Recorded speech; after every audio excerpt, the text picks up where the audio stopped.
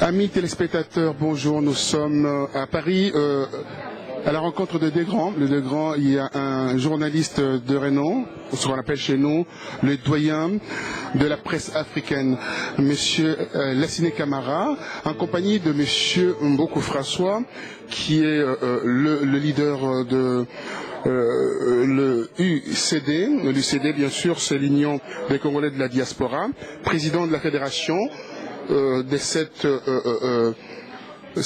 partis politiques qui grimpent, qui montent, qui veulent rassembler les gens autour d'une dynamique. La dynamique, c'est de ramener le Congo vers sa libération totale, que le Congo soit libéré, que le Congo soit bien sûr mené, pas d'une main de fer, mais avec beaucoup plus de savoir-faire, de la matière et également un bel avenir pour ce peuple qui a tant souffert. Alors voilà, j'aurais deux, trois questions à poser à nos interlocuteurs qui sont avec moi après un déjeuner copieux. Nous allons poser la question à Monsieur Camara qui vient de rentrer d'abord de Burkina Faso, le pays des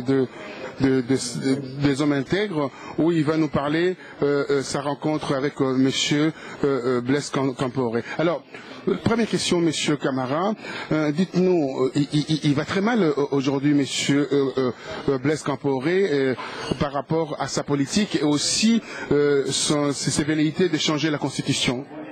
D'abord, ce que je demande à Blaise Compaoré, c'est de savoir passer la main. Compaoré, il le sait, le peuple burkinabé le sait aussi. Depuis la mort de Sankara, il est là. C'est vrai qu'il a fait du bon boulot. Il y a une certaine vie où les gens, évidemment, ont des rues. Nous avons la possibilité aujourd'hui de quitter Ouagadougou pour aller à Bobo-Dioulasso. Tout ça, c'est très bien. Seulement, il faut créer la confiance. À partir du moment où il est resté aussi longtemps, plus de 25 ans, bientôt 26 ans de pouvoir, je pense qu'il faut savoir passer la main. Et c'est ce que je dis à Compaoré, cela doit se passer dans le calme, cela doit se passer dans le respect. C'est pas la peine de toucher la Constitution, c'est pas la peine de se représenter. Et ce que je lui dis là, c'est un journaliste qui sait ce que c'est que le pouvoir. Il y a un moment où il faut savoir passer la main. C'est ce que je dis à Compaoré, c'est ce que je dis à l'opposition. Faites la démocratie, préparez le départ de Compaoré dans la dignité. Ce n'est pas la peine de faire de votre pays une sorte de Centrafrique. Ce n'est pas la peine de faire de votre pays une sorte de République démocratique du Congo où, justement, Kagame passe tout son temps à déstabiliser ce beau pays. Et je le dis une fois de plus, s'il y a quelqu'un qui doit se retrouver devant la Cour pénale internationale, c'est bien Kagame. Il ne faut pas le nier. Kagame est à toutes les sauces. Kagame est derrière toutes les mafias. Kagame est derrière tous les combats, toutes les guerres. Aujourd'hui, Kagame mérite d'aller à la CPI. Donc, je dis qu'il y a un jeune qui s'appelle François qui est là, qui est rassembleur, qui veut réveiller les Congolais, qui veut faire l'unité nationale à travers sa diaspora pour aller jusqu'à Kinshasa, pour aller un peu partout et dire que le moment est venu de changer de manière pacifique. Donc je soutiens François, je soutiens la diaspora congolaise, je soutiens même les combattants, dans la mesure où les combattants savent qui sont leurs amis et qui ne le sont pas. Donc il ne faut pas que les combattants confondent leurs amis et leurs ennemis. Donc les combattants doivent être du côté de François. Donc de ce point de vue, nous sommes avec François pour le changement. Alors je vais terminer avec le cas de Burkina Faso. Ne craint-il pas, parce qu'on l'a accusé d'avoir assassiné Thomas Sankara, il craindrait peut-être de se retrouver devant une justice qui va pouvoir le condamner peut-être. Alors j'ai toujours demandé à l'opposition que dès lors que Compaoré accepte de passer la main, s'il a dit je ne me représente plus, les Burkinabés n'ont qu'à choisir l'homme qu'il faut, au moment où il faut et à l'endroit qu'il faut. À ce moment, il faut accepter de l'amnistier, il faut ne pas le poursuivre, il faut que sa famille soit à l'abri, si vous voulez, de toute forme de justice ou de règlement de compte. Si ça s'est rempli, si l'opposition est d'accord, si le peuple burkinabé est d'accord que Compaoré peut partir sans être inquiété, Je ne vois pas pourquoi comparer, évidemment, persisterait à vouloir coûte que coûte rester au pouvoir. C'est un appel que je lance et à comparer et à l'opposition. Acceptez d'amnistier Compaoré, dites-lui de partir avec ce qu'il a déjà. Sa famille ne sera pas ni inquiétée, ni Compaoré lui-même, à condition que maintenant il accepte de passer la main. C'est aussi simple que cela. Donc c'est un appel que je lance et à l'opposition et à Compaoré. Entendez-vous sur ce point de vue? Compaoré sait qu'il n'est pas éternel et que par conséquent le moment est venu de passer la main. Ce n'est pas la peine de tricher avec le Burkina Faso. C'est un très beau pays. Il y a une conscience nationale. Il y a une volonté de travailler ensemble. Donc il faut respecter ça. Alors, je termine avec ma dernière question. Vous organisez bientôt, au mois de mars, une conférence internationale sur l'Afrique, où vous avez parlé comment l'Afrique peut aider l'Afrique à évoluer. Alors, pouvez-nous parler brièvement de cela, et puis je passerai la parole à M. François Mboukou, qui est le président de l'ULDC. Je suis finalement très fier qu'après 50 ans de gâchis, vous voyez bien que nous avons été mal gouvernés. Et quand je disais à l'époque à Bongo, à Mobutu, à Houphouët-Boigny, à tous ces chefs d'État, qu'au lieu d'acheter des appartements à Paris, construisez des hôpitaux dans vos pays respectifs, construisez des universités, appelez les meilleurs d'entre vous, les ingénieurs, les agronomes. C'est comme ça qu'on fait un pays. Ils ne m'ont pas écouté, ils sont tous venus gaspiller à Paris. Certains d'entre eux sont morts. Aujourd'hui, les biens mal acquis reviennent beaucoup plus à la France qu'à leurs pays respectifs. Donc, le moment est venu que l'Afrique sauve l'Afrique. Notre débat, le 1er mars, c'est ça. L'Afrique doit sauver enfin l'Afrique. Nous allons faire un débat éclairé, un débat sérieux, pour que les Africains, au lieu de s'entretuer, comme on voit en Centrafrique actuellement, mais c'est de la bêtise, c'est du gâchis. Comment les Centrafricains aujourd'hui peuvent tomber si bas en disant toi tu es musulman, je te tue, ou bien toi tu es catholique, je te tue. C'est idiot. D'abord les deux religions, nous ne sommes pas nés, nous. Forcément on n'était pas musulmans et forcément on n'était pas non plus catholiques. Ce sont des religions qu'on nous a imposées. Nous étions animistes au départ. Alors comment, parce que des religions nous ont été imposées, nous nous entretuons pour ces religions. Tout ça, il faut mettre fin à tout ça. Donc l'Afrique doit se sauver elle-même, par ses cadres, par ses idées, par sa prise de conscience, par sa renaissance, quelque chose de digne de Mandela. Et c'est la raison pour laquelle l'Afrique doit sauver l'Afrique. Nous partons de ce slogan, ce n'est même pas un slogan, c'est désormais un mouvement. Mouvement culturel, mouvement scientifique, mouvement politique, pour que l'Afrique sauve l'Afrique au lieu de compter indéfiniment sur l'étranger. Et nous comptons sur des hommes politiques comme François pour venir alimenter et enrichir ce débat le 1er mars. Alors, je terminerai avec aussi une conférence de presse, un forum qui aura lieu au Presse Club sur une thématique essentielle, la liberté de la presse en Afrique, et également les droits de l'homme, organisé par le journaliste congolais de l'espace Schengen. Que pensez-vous de cette initiative? Excellente initiative, heureuse initiative. C'est une initiative éclairée. Ça me motive. Nous serons là. Et nous ferons tout pour que la liberté de la presse soit partout respectée. Et ça, c'est écrit dans les constitutions africaines. Où il n'y a pas de presse, mais il n'y a pas de liberté. Donc, il faut absolument que les journalistes soient à l'abri de ces attaques, comme nous le voyons parfois en République démocratique du Congo, où on peut tuer un journaliste sans rendre compte. Et puis dans beaucoup d'autres pays africains. Donc, je suis fier de cette initiative. Je promets non seulement de médiatiser, mais de venir argumenter. Je salue le journaliste congolais. C'est ça le Congo de demain. C'est de faire des débats qui à la fois créent la confiance. La République démocratique du Congo doit avoir confiance en elle-même. C'est un continent dans le continent. Vous avez toutes les possibilités. Vous êtes l'avenir de notre continent. Donc quand un journaliste congolais fait une telle démarche, je ne peux que m'inscrire et y adhérer et faire tout pour que ce soit un succès. Merci infiniment. Je passerai la parole à Monsieur François Mboukou. Monsieur François Mboukou, on vous voit ci et là dans la dynamique, dans le lobbying et aussi dans le rassemblement. Quelle est la lumière portez-vous par rapport à la situation qui prévaut aujourd'hui en RDC où on voit il y a des massacres et vous savez, dernièrement au mois de décembre, il y a eu plus de 104 Congolais qui ont été massacrés. Et hier, lors de la caravane de la paix menée par Vital Kamerhe, il y a eu aussi des Congolais qui ont été canardés. Que pensez-vous de ces massacres multiples en RDC? D'abord, je vous remercie pour la parole. J'aimerais déjà dire bonjour à tous les amis du monde entier, tous les combattants, et de pouvoir surtout dire que nous sommes unis dans le combat. Concernant les massacres, concernant le caravane de M. Kamerhe, déjà, je pourrais dire tout simplement que ce qu'on lui a fait sur le plan humain, c'est inacceptable. Et puis, je pense qu'aujourd'hui, Kamerhe, il est en train de faire son temps. Et nous allons observer, et nous sommes dans l'observation, parce que nous pensons que le Congo doit tout simplement s'en sortir. Le Congo doit arriver à pouvoir se libérer par rapport à son peuple.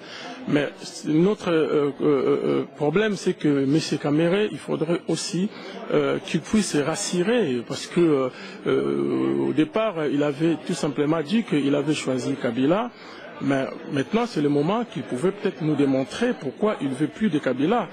Donc voilà ce que je pourrais dire sur ces messieurs. Alors pour ces messieurs, donc on voit certains, les uns et les autres disent que voilà, c'est un arrangement entre eux dans la Kabylie, quand je dis dans la Kabylie, les gens de pouvoir, pour essayer de faire la promotion de cet homme qui en RDC est peut-être bien positionné en termes de popularité, mais dans la diaspora, le Congolais ne veulent pas entendre parler de lui. Qu'est-ce que vous avez comme regard là-dessus? Je voulais dire à ceux qui le soutiennent, à la communauté internationale, qui peuvent peut-être ne pas comprendre ce qui se passe en RDC jusqu'à ces jours, bien qu'ils font semblant, mais la vraie opposition, c'est la diaspora. C'est dans la diaspora qu'il y a la vraie opposition au Congo. Aujourd'hui, je remercie la communauté, entre guillemets, la France, qui a dit reconnaître, ça fait pas longtemps, par rapport à l'interdiction de concerts. Donc, ils nous ont reconnu tant que la vraie opposition à M. Kabila. Donc nous, la danse de M. Kamerhe, il a grandi au Congo, il a fait ses études au Congo. Je pense que nous regardons ce qu'il est en train de faire de loin, sans avoir porté de jugement pour l'instant. Alors, il y a pas mal de forums, il y a des conclaves de combattants. Le 27 de ces mois, la fin du mois, il y aura une manifestation organisée par le RCK et on voit ci et là des manifestations. Le 16, il y a eu une dernière manifestation, le 4, le 15, il y a eu un sitting contre le massacre de chrétiens survenu en 1992 en RDC. Il y a vraiment cette dynamique de se faire voir, cette dynamique du combat dans la diaspora. Qu'est-ce que vous pouvez ramener de plus pour que la communauté internationale essaye d'écouter vos revendications? Ce que nous allons apporter de plus, le vrai rassemblement, ça veut dire que nous ne sommes plus au niveau de la rue, nous sommes sortis comme on dit, des ghettos, entre guillemets. Donc maintenant, nous devons tout simplement nous rassembler et pouvoir mettre un leader crédible qui pourrait être comme l'interlocuteur de nos partenaires. Parce qu'on ne peut pas dire qu'on est un groupe sans dire qu'il n'y a personne, il n'y a pas de chef. Oui, c'est vrai qu'aujourd'hui, au départ, le régime d'occupation de M. Kabila, avec tous les manœuvres sombres qu'ils sont en train de faire, ils ont voulu passer les combattants pour des voyous, pour des casseurs. Mais aujourd'hui, les combattants, c'est pas des casseurs. Je pense que les combattants ont voulu tout simplement utiliser les arguments démocratiques pour se défendre, pour défendre leur nation, comme aussi l'histoire nous a appris par rapport à ce que la France a vécu à son temps. Donc nous sommes dans cette dynamique de pouvoir avancer, pour pouvoir nous organiser. Et je pense qu'il faut que les gens puissent se rendre compte que nous sommes prêts pour pouvoir prendre les manettes pour notre pays, pour pouvoir assumer tout ce qui est prendre soin de cette population. Nous sommes en train de nous préparer. C'est pour cela que j'appelle le Congolais à la constance et à la vigilance. Je sais qu'ils ont cet esprit patriotique qu'on ne peut plus contester aujourd'hui. Les combattants ont prouvé leur loyauté envers leur pays, qui est la RDC. Et moi, je suis un tout petit peu embêté, agacé, quand j'y vais vers les officiels d'ici, les gens de la communauté internationale, les gens qui prennent des décisions, qu'on ne veuille ou pas, parce que certaines décisions viennent d'ici. Ces gens-là disent clairement, vous êtes dispersés, vous n'avez pas un leader, vous n'avez pas quelqu'un à qui on peut dialoguer franco, comme on dit, clairement, et dans cette dispersion, vous perdez complètement de votre superbe. Alors, dites-moi, il faudra quand même un jour vous organiser à créer, à mettre en place, comme on dit, une université d'été, de plébisciter quelqu'un et de choisir quelqu'un, puis que tout le monde soit derrière cette personne. Bien sûr, c'est pour cela, vous m'avez vu, je me suis déplacé pour aller à Bruxelles. Il y avait ce forum de Bruxelles qu'on a appelé, on est partis nous tous voir les amis. C'est-à-dire que moi je suis parti, j'ai expliqué ce que je faisais dans le combat et j'ai demandé le soutien de mes compatriotes, de Congolais. Je pense que ceux qui ont été là, ils ont vu que les compatriotes m'ont accordé ce soutien par acclamation. Donc je pense qu'on est en train de voir le jour qui arrive avec les amis qui ont organisé ce conclave. Donc les mois qui arrivent, nous allons nous retrouver peut-être sur Paris pour pouvoir maintenant avancer. Donc si je m'abuse pas, M. Tshisekedi nous a dit de nous prendre en charge. Donc moi je pense que le moment est arrivé où nous devons nous assumer. Nous devons nous assumer, nous sommes là. Et moi je pense que je suis parmi les gens qui sont bien vus par rapport à tout ce qui est caractère, comportement pour pouvoir diriger ces pays, parce que nous devons tout simplement savoir que nous ne sommes plus de gamins. Et Lumumba a eu le pouvoir, il avait une trentaine d'années. Donc nous sommes matures. Moi, je pense qu'on est au-delà des 40 ans. Nous devons assumer la responsabilité pour assumer la vraie l'alternance politique au Congo. Oui, alors quand vous parlez de l'alternance politique, moi j'essaierai de jeter le pavé dans la mare, si on peut dire ainsi, de vous poser la question qui va se poser bientôt. C'est de savoir qu'est-ce que vous préparez, vous, la diaspora, pour 2016. Il y a le mandat de Kabila va se terminer au mois de décembre, précisément, je crois que le 7 décembre 2016.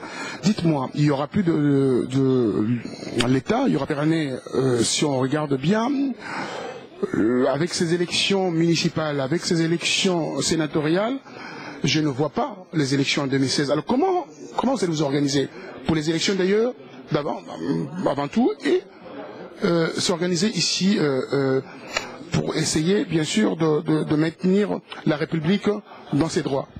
Nous déjà, on se présente aux élections avec qui cette personne qu'on appelle Kabila n'a pas été élu par le peuple congolais. Donc nous travaillons pour le soulèvement populaire. Nous voulons que le peuple puisse se prendre en charge, tout simplement, pour faire partir ces pays. En plus, on ne peut pas aller faire des élections dans un pays occupé. Ceux qui sont là, les commanditaires, qui soutiennent le régime de Kabila, doivent savoir que nous ne sommes pas les locataires. Quand on achète une maison, on va aller chercher les propriétaires. Donc nous sommes les propriétaires du Congo. Nous sommes les fils du Congo. Donc maintenant, il faudrait voir, est-ce qu'on va continuer à travailler avec l'occupant ou on va travailler avec les fils du pays qui sont les vrais propriétaires. Donc si j'achète une maison, je vais aller chercher les propriétaires que nous sommes. Donc je fais appel à ceux qui continuent à soutenir M. Kabila de dire que nous sommes là, nous les Congolais, nous sommes là pour pouvoir faire l'alternance pour notre pays. Donc notre pays est sous occupation rwandaise, notre pays est sous occupation avec, comme le président Lassine l'a dit, ça veut dire que nous devons avancer, ils doivent nous faire confiance que nous, par rapport à tout ce qui est leurs intérêts, par rapport à tout ce qui est le développement du pays, et surtout faire l'anti-corruption comme notre cheval de bataille pour pouvoir quand même donner un sens de vie. Ils nous ont appris les valeurs et nous avons ces valeurs. Et je ne comprends pas que ces mêmes personnes qui parlent des valeurs démocratiques, aujourd'hui, ils font autre chose au Congo. On a vu en Ukraine, il y a que 60... Bon, c'est vrai que c'est des morts, il y avait que moins de 100 morts. Mais au Congo, il y a 8 millions de morts, presque toute la Suisse qui est rasée. Alors, qui est le responsable? Alors, qui est le responsable? On terminera par ma dernière question en disant que aujourd'hui, il y a de leaders partout dans la diaspora. Tout le monde veut devenir président de la République. Tout le monde veut avoir sa part de couverture, tirer la couverture pour soi. Alors, on se demande dans cette cacophonie qui on va pouvoir écouter. Alors, la diaspora est assez orpheline, dispersée, et ces gens qui sont dans la diaspora se posent des questions. Est-ce que ces gens-là sont sérieux? Donc vous, les gens qui veulent nous conduire vers une destination meilleure. Voilà, c'est pour cela que le peuple doit tout simplement trancher et nous sommes arrivés à un niveau où nous devons nous positionner. Moi, je me sens capable de pouvoir avancer avec ces combats. Je me sens capable de pouvoir porter un plus pour mon pays. Donc ça veut dire que nous devons nous positionner clair pour pouvoir avancer. C'est pour cela que nous pensons que nous devons nous retrouver au mois de mai pour pouvoir maintenant voir comment nous allons avancer pour établir les choses. Parce que c'est vrai que de l'autre côté, on voit que ce qui se passe au Congo, on le suit avec beaucoup d'attention. Et nous devons nous organiser, effectivement, mais c'est à vous aussi, les journalistes, de pouvoir faire votre boulot. Amis téléspectateurs, vous venez suivre deux personnalités.